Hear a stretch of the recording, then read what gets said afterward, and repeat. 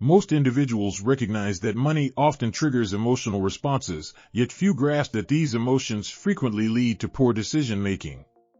In Morgan Housel's book, The Psychology of Money, he illuminates the way to avoid these emotional pitfalls. In this video, I'll share the 6 crucial lessons I've gleaned.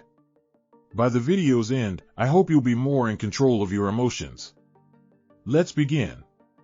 First lesson: true wealth is concealed. Housel recounts a tale about a man who arrived at his workplace in a flashy car, impressing everyone.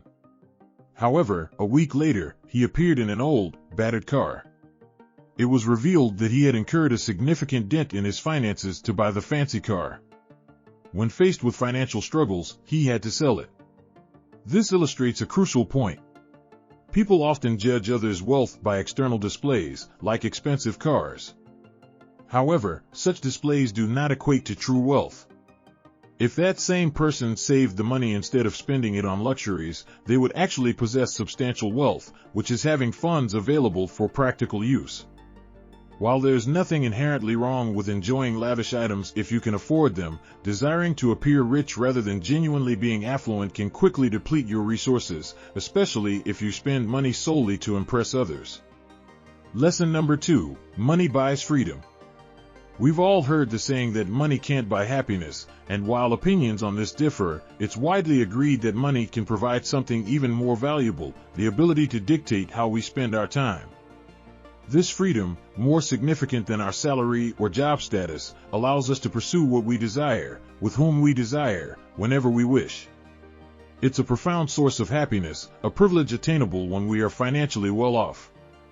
Money, however, offers more than just this freedom. It grants us choices. Those living from paycheck to paycheck lack the flexibility to take sick leave, fearing financial instability. Individuals with minimal savings struggle to secure a new job swiftly if they're fired and may end up in a job they detest. Contrastingly, those with a 6-month financial cushion feel secure, unafraid of their employers, as they have the liberty to search for a new job without haste. Even more financially stable individuals can opt for jobs with lower pay but more flexible hours. Accumulating savings not only widens our options but also amplifies our control over life's direction. Lesson number 3: being reasonable is more important than being rational, especially in financial decision-making. Among all the lessons in the book, I consider this one the most crucial. When faced with financial choices, people often seek options that promise optimal outcomes. However, it is wiser to choose the path that ensures peace of mind. Let me illustrate this with an example. My friend Jack is eager to begin investing and has saved $5,000 for this purpose. Although this sum holds significant value for him, he feels assured that things will turn out well. He contemplates 2 options: firstly, investing the entire amount and waiting for the market to grow; secondly, investing $500 monthly for 10 months. Initially, option 1 appears enticing to him, as he believes the market will grow rapidly, making it seemingly illogical to miss this opportunity. Consequently, he invests everything. A week later, the market crashes, leading Jack to panic and sell, incurring a 50% loss. Several years later, Jack decides to give investing another shot. This time, he opts for option 2. He invests $500 in the first month. Unfortunately, the market crashes again within a week, resulting in a 1/3 loss of his investment.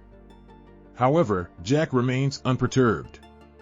He still has some funds left, allowing him to purchase an additional $500 worth when the market prices drop.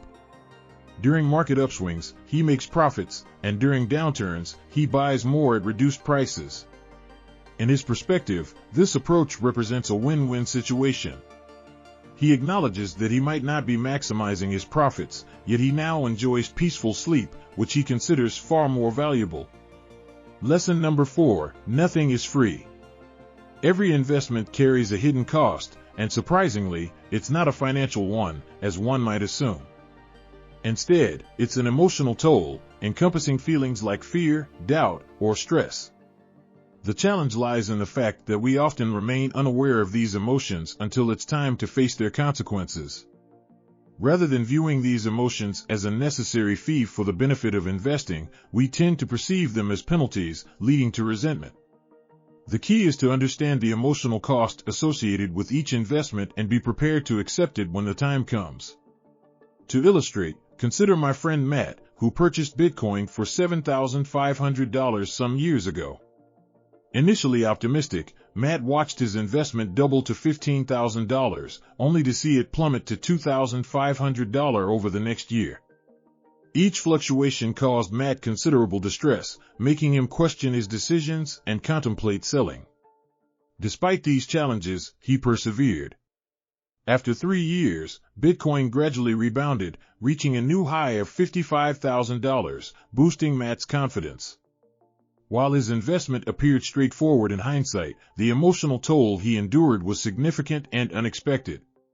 When venturing into investments, always bear in mind that there's an emotional price to be paid. Consider it a fee rather than a penalty. Lesson number 5. Play your game. Let's introduce 2 investors.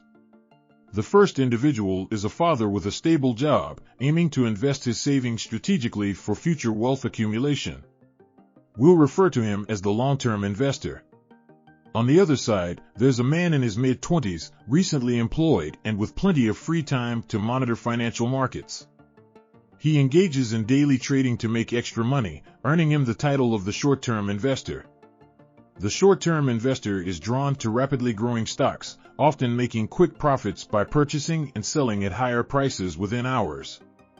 In contrast, the long-term investor focuses on companies he believes will have substantial value in the future.